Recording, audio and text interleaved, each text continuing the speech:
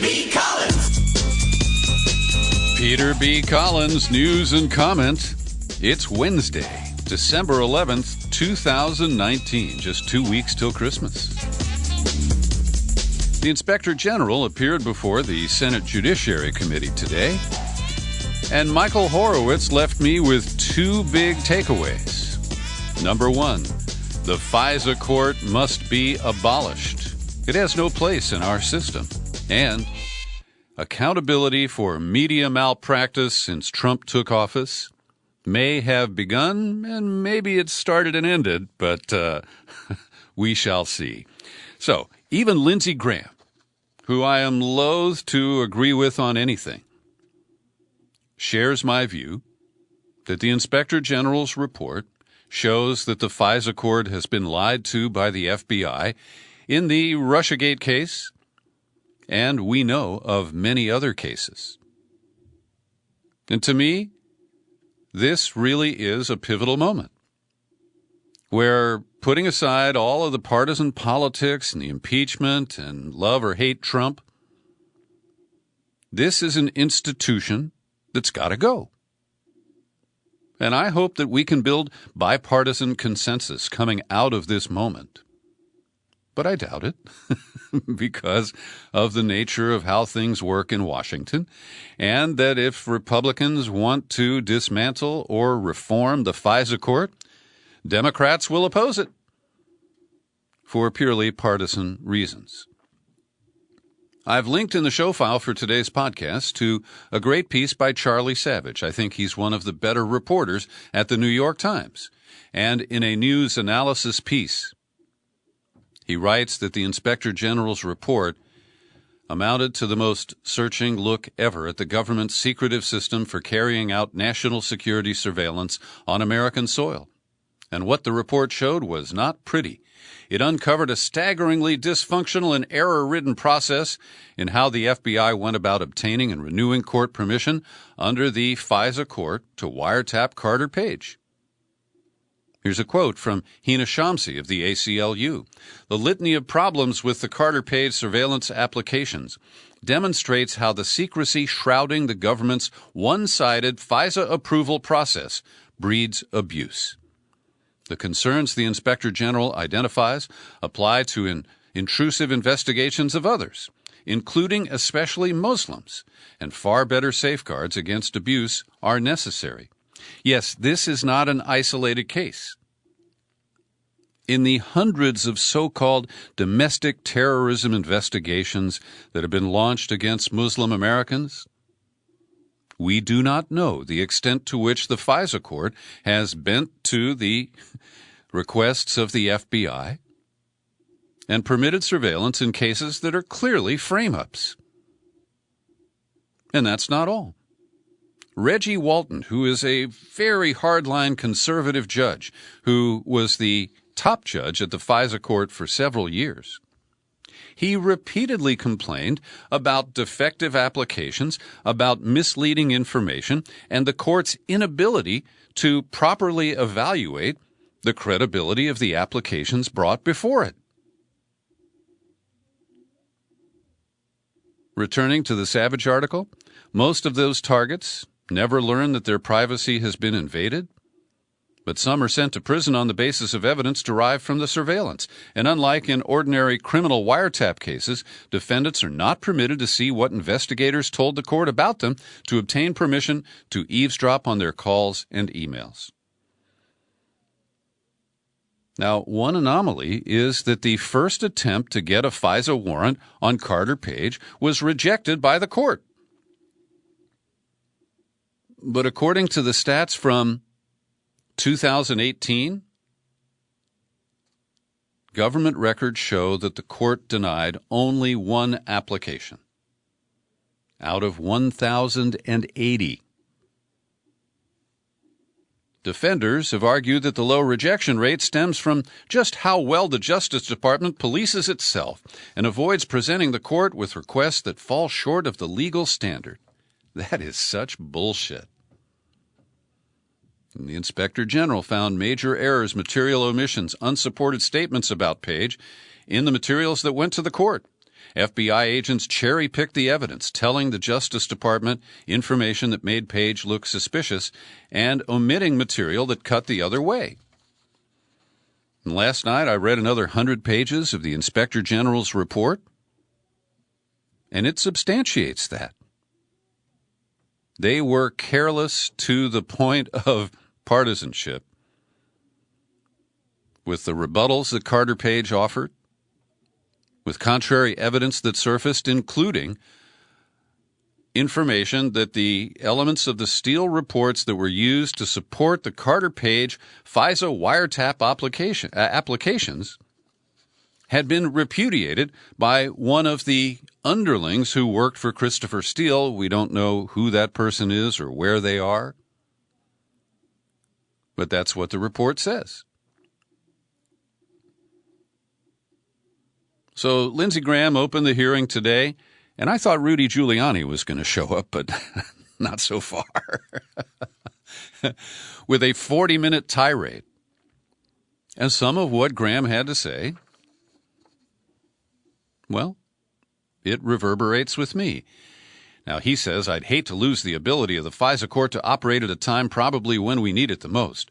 But after your report, Mr. Horowitz, I have serious concerns about whether the FISA court can continue unless there's fundamental reform. Well, Lindsay, you're in the majority. You sit atop the Judiciary Committee. You can initiate significant reforms, and I counsel you to lead with abolishing the FISA court and compromise on reform. I'd love to see you get the abolishment. The other key finding from the Inspector General is that his report exposes at least one case of media malpractice. And as you have heard me over the past 3 years, if you've been able to stand it, I've seen a lot of media malpractice. I've seen a lot of stories based on anonymous sources, on documents that are not in control or, in the hands of a reporter, and intentional leaks that served obvious interests along the way. So I want to offer a cautionary note. The New York Times, the Washington Post, CNN, MSNBC, and other lesser outlets owe us an accounting. They need to go through these voluminous reports that we're getting, and they need to do more than just quietly correct their errors. They need to fully acknowledge mistakes that have been reported and what caused them. And they need to raise their standards. Because I've seen this incredible rollback in standards at the major media outlets. Yeah, we can publish this stuff that comes from anonymous sources. We know who they are. And they're offering information that's critical of or damaging to Trump. So we will lower our requirements in order to achieve that. So the case in point here is that CNN falsely reported that FBI agents submitted applications for FISA warrants not only against Carter Page, but also Paul Manafort and Michael Flynn. September 2017, CNN reporters alleged that U.S. investigators wiretapped former Trump campaign chairman Paul Manafort under secret court orders before and after the election. The CNN story was based on unnamed sources, while the claim from the Horowitz report is based on 170 interviews, 100 witnesses, 1 million documents. And so Eric Wemple at the Washington Post is launching a broadside attack on CNN. And Eric, this is accurate. But look inside your own glass house there before you start throwing stones.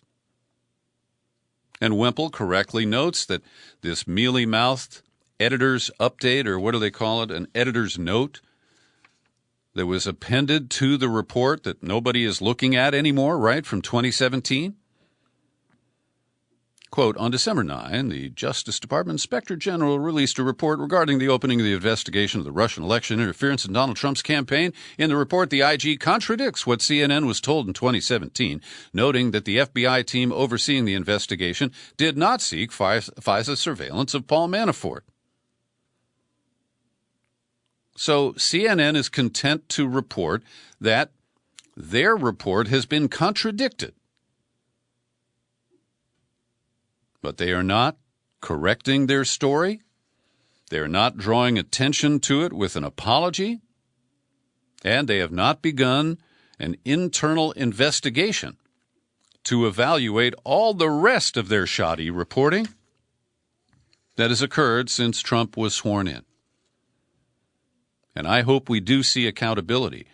The New York Times has occasionally over the years admitted, for example, that Judy Miller published false reports about those weapons labs in Iraq that helped induce Bush's invasion in 2003. But by and large, our media do not acknowledge their errors and do not correct the methods that led to them.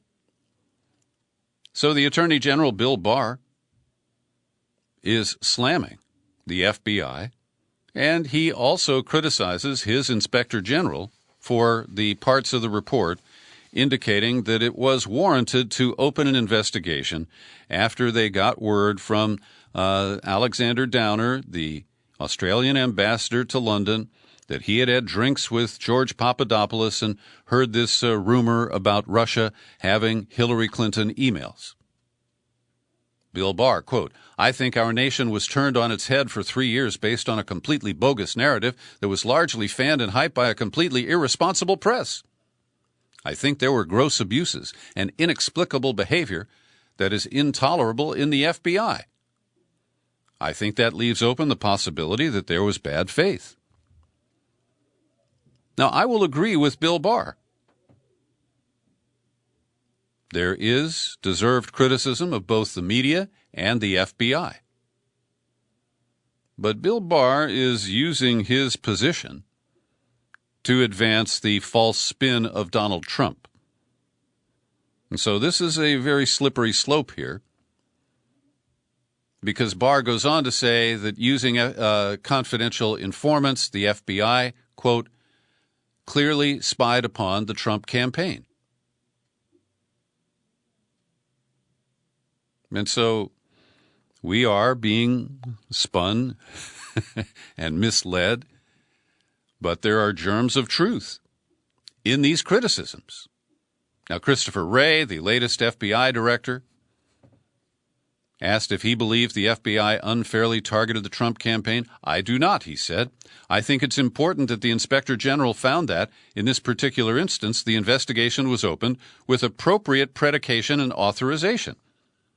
Now, this whole idea of predication is completely subjective. And as I've been reading through the Inspector General's report, they go to great lengths. It's boring stuff to talk about, how this stuff works and what the standards are to open a preliminary investigation or a full investigation. And the bottom line is it's a judgment call. And the Inspector General, I think appropriately, refused to use 20/20 vision to try to put himself in that position almost 3 years ago. Meanwhile, Trump is attacking his FBI director, Christopher Wray. In tweets, of course, the FBI has had some dark days in its past, but nothing like this. This was very serious misconduct on the part of the FBI. Are you listening? Comey, McCabe, lovers Lisa and Peter, the beautiful Orr family, Brennan, Clapper, and many more? And James Comey exonerated himself in a Washington Post op-ed. And Horowitz basically said, well, when it comes to that FISA application, nobody has clean hands. And again, as I read the report, the Inspector General goes to great lengths to essentially write James Comey out of the picture. saying that he only had a few meetings, he was briefed on this occasionally, that he didn't direct any particular investigative technique or target any individuals.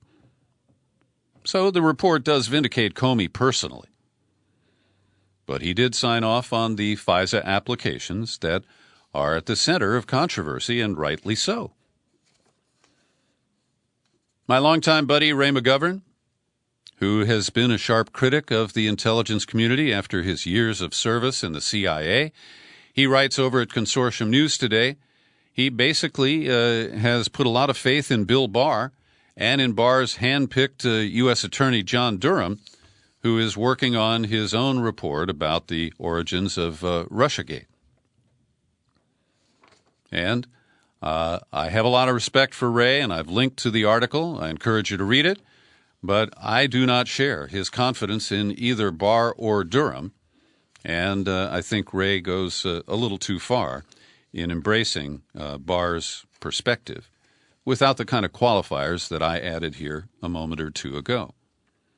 So in his testimony today at the Judiciary Committee, Horowitz said that Durham, the other guy who is looking into what is essentially the same set of issues, John Durham does have a little difference of opinion with Horowitz, and Horowitz said he was surprised that Durham issued a public statement outlining potential disagreement. Horowitz says that the disagreement is simply whether there was predication for the FBI to open a full investigation back in July of 2016 or merely a preliminary investigation. And Durham says that, the Alexander Downer report was enough for a preliminary investigation, but not for a full one. And so unless Durham has significantly other testimony or evidence, it appears that he is making a political statement here, joining Barr and Trump in undermining the Inspector General's report based on what I consider to be, parsing of language. As we say, as I say, we've got to wait for Durham's report to see what the details are. Trump had a mob rally in Hershey, Pennsylvania last night, and he told his crowd the FBI sent multiple undercover human spies to surveil and record people associated with our campaign. They've destroyed the lives of people that were great people that are still great people. Their lives have been destroyed by scum, okay? By scum. Now, I have strong criticism of the FBI. If you've had a chance to listen to my recent in-depth interview with Mike German, the former FBI agent who's recently published a critical book of the Bureau, I am a longtime critic. I don't believe I have ever called them scum.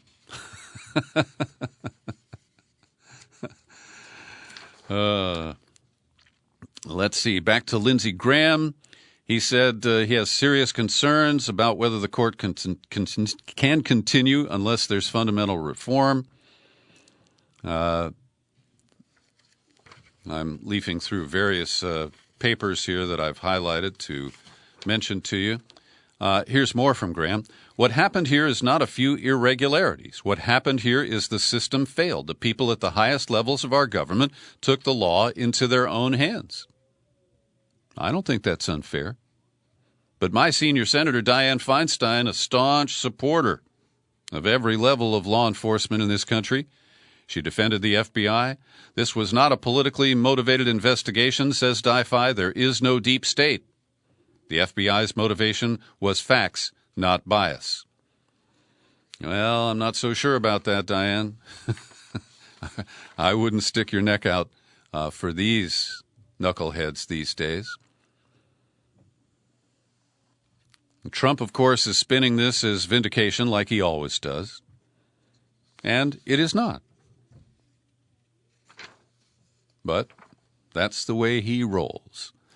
Meanwhile, impeachment light continues on its path through the Judiciary Committee of the House of Representatives, and the process here is that this evening the panel members of the Judiciary will be giving their opening statements as they talk about editing the articles of impeachment. That will continue tomorrow with a session on Thursday in which the committee will debate amendments to the resolution and vote on the articles. Both articles are expected to be approved by the committee along party lines. And I hope there are some efforts to amend this, because I think, as you know, that the two-track, limited entirely to Ukraine and Trump's obstruction of Congress in its Ukraine investigation, I think it's too thin. And we have a whole range of other issues that I think should be included, because inevitably, when you send these resolutions, these articles, to the House floor, you cannot expect that they will all pass. And there is this Democratic theory. We're told that while Nancy Pelosi was in Madrid for the climate conference, she held a conference call with some of the purple members of her caucus who were elected in 2018 from districts that favor Trump. And I've talked about this a lot. I don't believe it's rational to say that by keeping the impeachment articles very narrowly focused, that you are going to protect these vulnerable Democrats at the ballot next November. And what is to prevent Trump from mass tweeting his trashy, racist, hateful comments in order to target these vulnerable freshman members of the House? And even the San Francisco Chronicle editorial page today, which is always staunchly in support of our favorite daughter, Nancy Pelosi, writes, after summarizing the two charges in the articles of impeachment, but even in leveling these well-established accusations, the articles are restrained to a fault. The first, for example, notes that a White House meeting and crucial security aid were withheld to pressure Zelensky, a quid pro quo confirmed by Trump's acting chief of staff and his handpicked ambassador to the European Union. Pelosi and Adam Schiff have noted that Trump's leveraging of official acts takes the transgression beyond abuse of office and into the realm of bribery.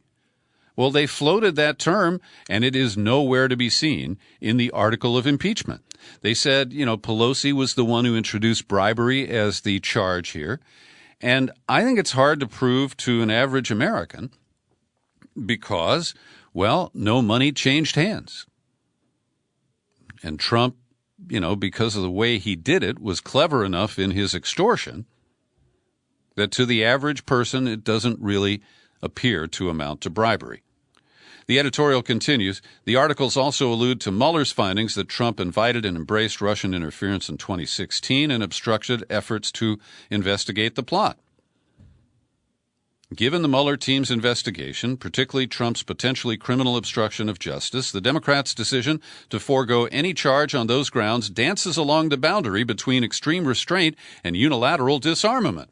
The articles omit other trespasses completely, including the president's brazen, unprecedented self-enrichment through federal and foreign government payments to his hotels, violations of the Constitution's emoluments clause. Also forgotten is the scheme to secretly pay off Trump's alleged mistresses. That's the one I keep railing about, the Cohen plea deal. And financed, and Trump signed checks for the payoffs even as he was in the White House. So I believe there is widespread disagreement with the strategy of the Democrats. And they will proceed, I guess, as Pelosi has decided. Every day I pause for a minute to thank the people who support my work here at the Peter B. Collins Podcast with your subscriptions. Great people like Brian Carey, Terry Paris, Don Cisney, and Jim McHugh. They chip in $5 or $10 a month, and I'll bet you can do it too. If you can't, don't. But if you can, will you? Visit peterbcollins.com, click on menu, click on Become a Subscriber. You land on the sign-up page, and it's easy to choose from there. And if you'd rather avoid PayPal, you can by addressing your correspondence to Box 150, 660, San Rafael, California, 94915. Well, tonight, in his continuing effort to pander to the State of Israel and the Israel lobby in this country, Trump is planning to sign an executive order which will declare that under Title VI of the Civil Rights Act, that people subjected to anti-Semitism could be protected because he is redefining Judaism as a race and or nationality.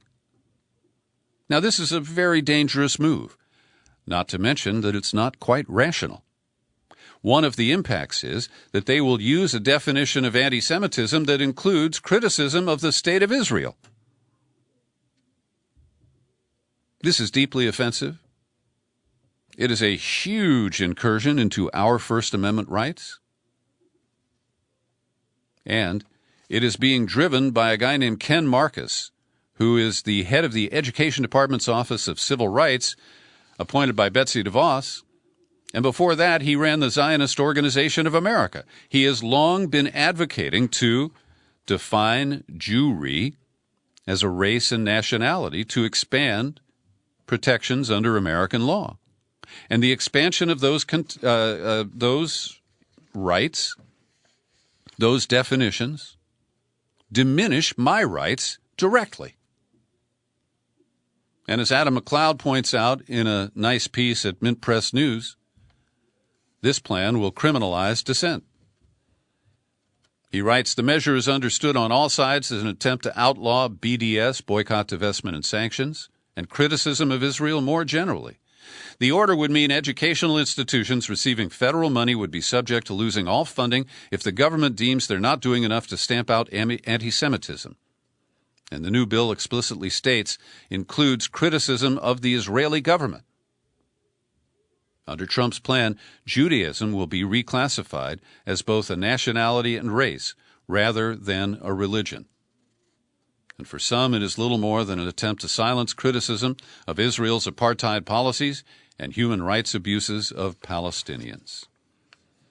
Washington Post continues its series based on the Afghanistan papers, and today in Part 3, they explain how we lost and squandered over $100 billion trying to invest in nation building in Afghanistan.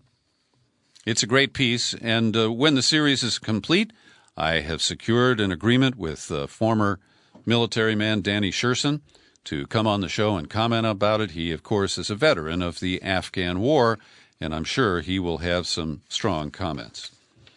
Some quick stories here today.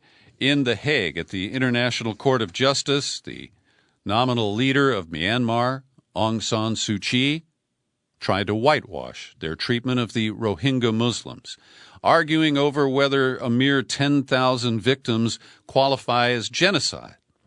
But we know the policy of the government that she has acquiesced to led almost 1 million Rohingyas to abruptly leave Myanmar, and they're holed up in refugee camps in neighboring Bangladesh.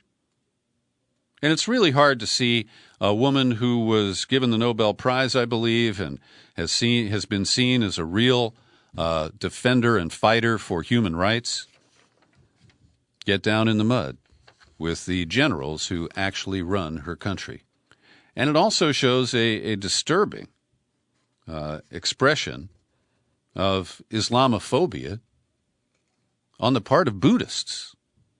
And that doesn't comport with my understanding of Buddhism. The Supreme Court will probably fix this for Trump, but a federal court in Texas issued a nationwide injunction late yesterday preventing the construction of border wall by diverting $3.6 billion in military construction funds to Trump's favorite project. Now, it's based on the phony declaration of a national emergency, and the last time that an injunction was issued, the federal Supreme Court used a technicality to allow Trump to proceed with construction while the court mulls it over. Will they use another end run like that? I don't know. My daddy was a truck driver, and he always left me with a sense of honor and respect for the people who drive the big 18-wheelers. And the truckers who've been driving for Celadon got an ugly message Monday night. The company has entered bankruptcy. There's a whole investigation into fraud schemes. They cut off the fuel cards. So drivers are all over the country, and unless they dig into their own pockets, they can't refuel their trucks to get back to their home base. Bus tickets have been supplied to many drivers who parked their rigs, But this is a very ugly situation right before Christmas. Many of these drivers live on the edge, will lose their health insurance coverage. I'm very sad to see it. Harvey Weinstein was in court today where the judge increased his bail to $5 million, claiming he had tampered with his electronic ankle bracelet for monitoring. Meanwhile, he's facing criminal charges in a trial that gets underway in New York in January, and he is very close to a settlement with a number of accusers. Let's see, it's somewhere in the number of a dozen women. And the deal is to pay them off from a $25 million fund that doesn't even come from Weinstein's own pocket. It comes from the ashes of the Weinstein Company. We'll see how all that plays out. Pete Buttigieg has finally been released from his McKinsey non-disclosure agreement, and his campaign has released a list of the companies that or entities that he was assigned to when he worked for the global consultant firm Blue Cross Blue Shield of Michigan, Canadian grocery chain Loblaws, Best Buy, Natural Resources Defense Council, the EPA, the Department of Energy, and the Pentagon. The Pentagon is the one I'd like the most details on.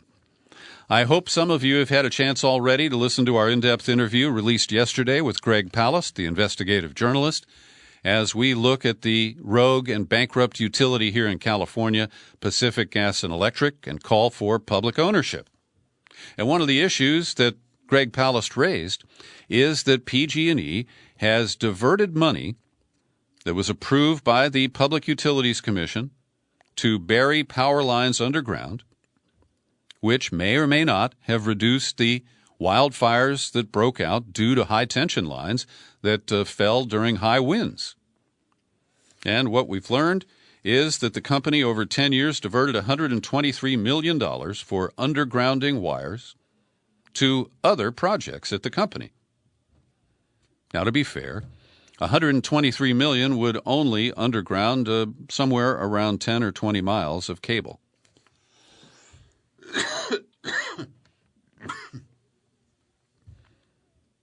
But it is a strong indication of the priorities at PG&E, which are not about safety.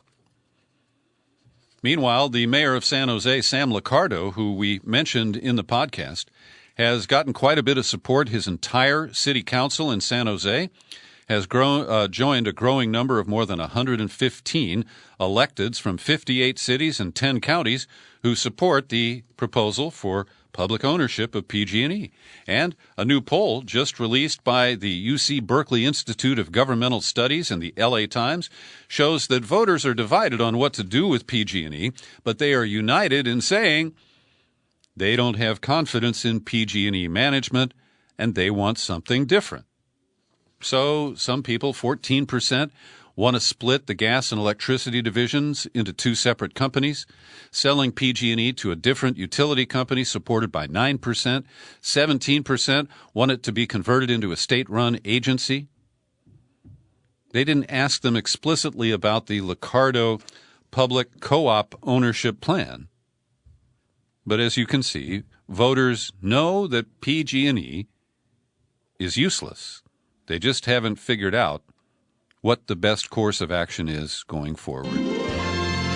Thanks for listening to my daily news and comment podcast. You're free to share it all over the place. You'll find it on YouTube.